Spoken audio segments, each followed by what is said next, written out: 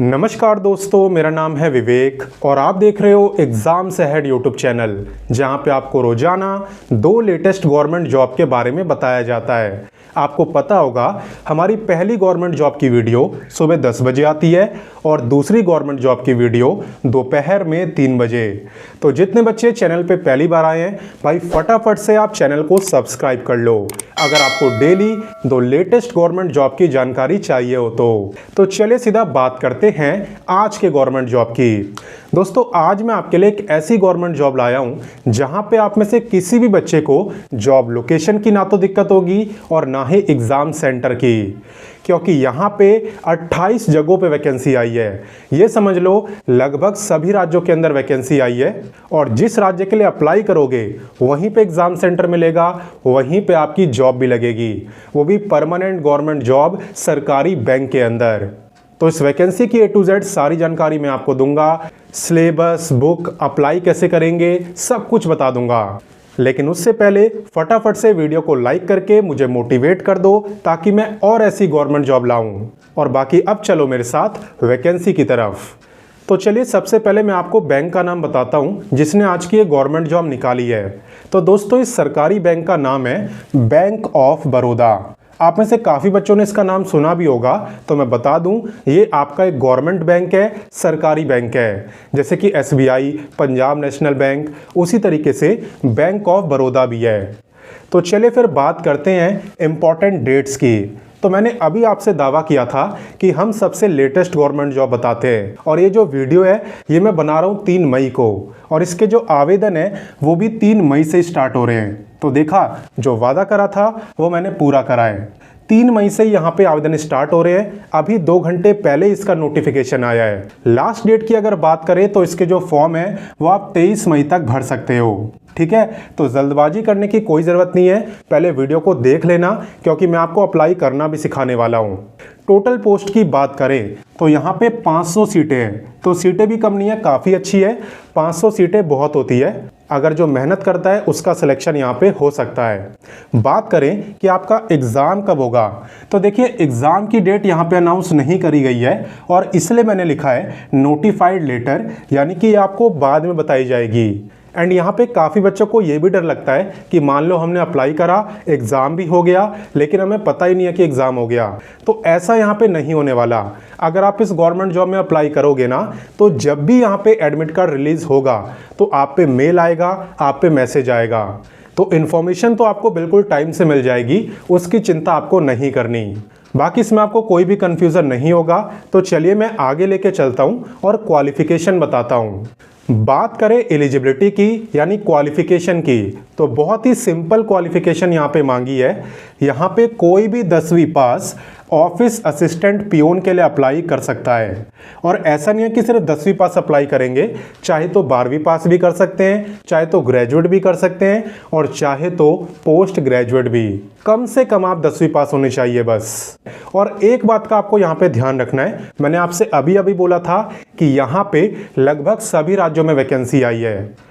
तो अप्लाई आप किसी भी स्टेट के लिए कर सकते हो, किसी को रोका नहीं गया है। बस एक चीज़ आपको ध्यान रखनी है कि जिस भी स्टेट के लिए आप अप्लाई कर रहे हो ना, वहाँ की लोकल लैंग्वेज में आप प्रोफिशिएंट होने चाहिए। यानी कि वहाँ की जो लोकल लैंग्वेज है वो आपको लिखनी आनी चाहिए, वो आपको पढ़नी आनी चाहिए, वो आपको बोलनी आनी चाहिए। फॉर एग्जाम्पल, मान लो अगर मैं दिल्ली स्टेट के लिए अप्लाई करना चाहता हूँ तो दिल्ली की लोकल लैंग्वेज है हिंदी। तो अगर मैं हिंदी बोल लेता हूँ, लिख लेता हूँ, पढ़ लेता हूँ तो मैं अप्लाई कर सकता हूँ।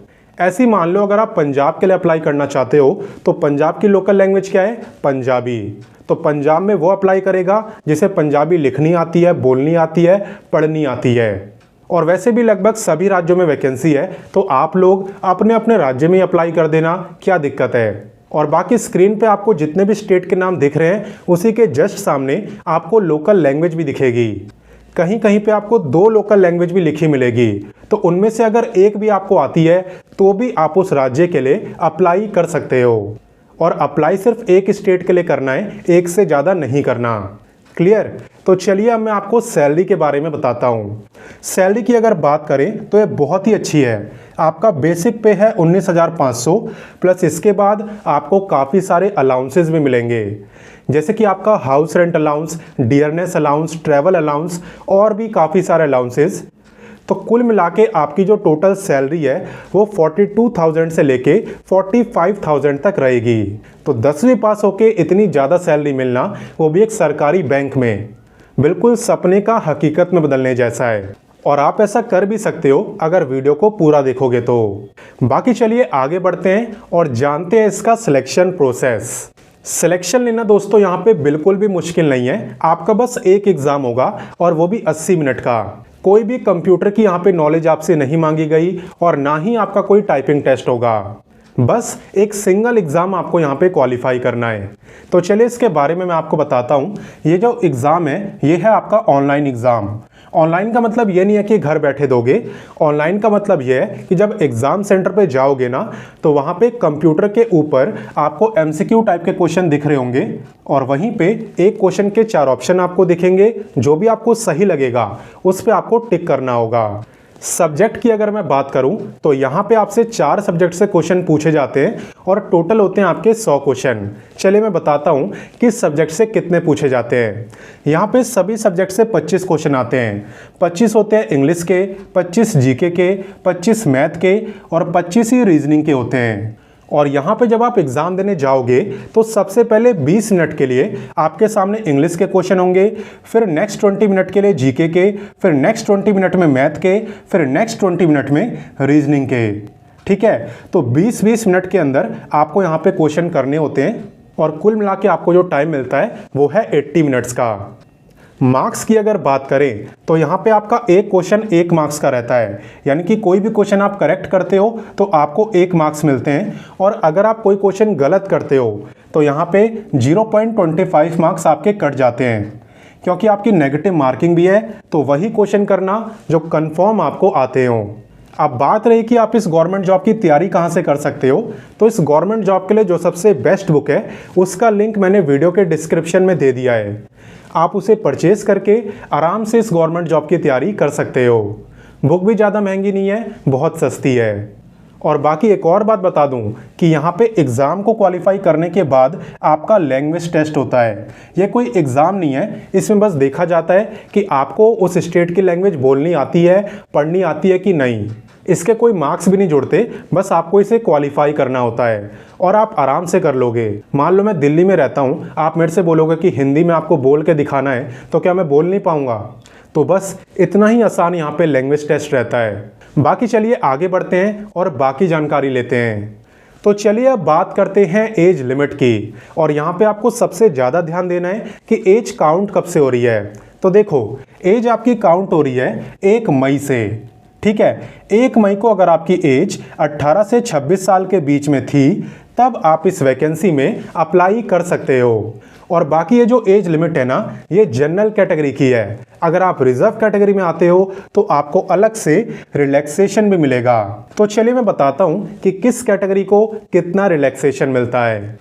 एज रिलैक्सेशन की जहाँ तक बात है तो यहाँ पे SC ST को मिलता है पूरे 5 साल का रिलैक्सेशन, यानी ये लोग अप्लाई कर पाएंगे 31 ईयर तक। ऐसी अगर आप OBC कैटेगरी में आते हो तो OBC को मिलता है 3 साल का रिलैक्सेशन, यानी आप लोग अप्लाई कर पाओगे 29 ईयर तक। जो बच्चे फिजिकली हैंडीकैप्ड हैं वो भी इसमें अप्लाई कर सकते हैं और यहाँ पे आपको मिलता है 10 ईयर का रिलैक्सेशन, यानी कि आप अप्लाई कर पाओगे 36 ईयर तक। ठीक है, तो मैंने आपको एज रिलैक्सेशन के बारे में भी बता दिया। तो चलिए अब आगे बढ़ते हैं। अब मैं आपको बताने वाला हूँ एप्लीकेशन फ़ीस के बारे में, यानी इस गवर्नमेंट जॉब में अप्लाई करने के लिए कितने रुपए आपके खर्च होंगे। तो देखिए, यहाँ पे अगर आप जनरल OBC या EWS में आते हो तब आपकी जो फ़ीस है वो है 600 रुपये, यानी 600 रुपीज़। वहीं पे SC ST फिजिकली हैंडीकैप्ड और सभी फीमेल, ये जो लोग हैं ये मात्र 100 रुपये में इस वैकेंसी में अप्लाई कर सकते हैं। ठीक है, तो फीमेल की यहाँ पे कैटेगरी से कोई मतलब नहीं है, सभी फीमेल की फ़ीस 100 रुपये है। तो चलिए मैंने आपको फ़ीस भी बता दी, अब मैं आपको अप्लाई करना भी सिखा देता हूँ। अप्लाई करना यहाँ पे बहुत ही आसान है, आप खुद से अप्लाई कर सकते हो, आपको किसी से भी फॉर्म भरवाने की ज़रूरत नहीं है। आप क्या करना, आप वीडियो के डिस्क्रिप्शन में जाना, वहाँ पे मैंने आपको अप्लाई का लिंक दिया है। सबसे पहले आपको उस पर क्लिक करना है। क्लिक करने के बाद आपके सामने जो पेज ओपन होगा उस पर मैं आपको लेके चलता हूँ। तो वीडियो के डिस्क्रिप्शन में मैंने आपको अप्लाई का लिंक दिया है। जैसे आप उस पर क्लिक करोगे तो आपके सामने ये पेज ओपन नहीं होगा। जी बिल्कुल सही सुना है, पेज ओपन नहीं होगा। आपको यहाँ पे सबसे पहले अपने फ़ोन को रोटेट करना होगा, उसके बाद आपके सामने ये पेज ओपन होगा जो स्क्रीन पे आपको दिख रहा है। यहाँ पे आने के बाद सीधा आपको click here for new registration पे क्लिक करना है। इस पे क्लिक करने के बाद यहाँ पे 6 स्टेप में आप इस फॉर्म को भर सकते हो। सबसे पहले आपको अपनी बेसिक इन्फॉर्मेशन देनी होती है, उसके बाद फ़ोटो सिग्नेचर अपलोड करना है, थर्ड में आपको अपनी बाकी डिटेल्स देनी है, फोर्थ में आपको प्रीव्यू करना है, यानी कि जो डिटेल्स आपने भरी है उसे दोबारा से देखना है कि वो सही है या नहीं। फिफ्थ में आपको डॉक्यूमेंट्स वगैरह अपलोड करने हैं और फिर सिक्स्थ स्टेप में आपको फ़ीस की पेमेंट करनी है। जब इतना आप कर लो तो वापस आप उसी पेज पे आना जो अभी पहले मैंने आपको दिखाया था, यानी कि वापस से इसी पेज पे। अब यहाँ पे आपको करना होता है लॉगिन, क्योंकि आपने रजिस्ट्रेशन कर लिया है, अब आपको लॉगिन करना है। लॉगिन करने के लिए आपको रजिस्ट्रेशन नंबर डालना होता है जो कि रजिस्टर करने के बाद मिलता है, और यहाँ पे आप ये डाल देना।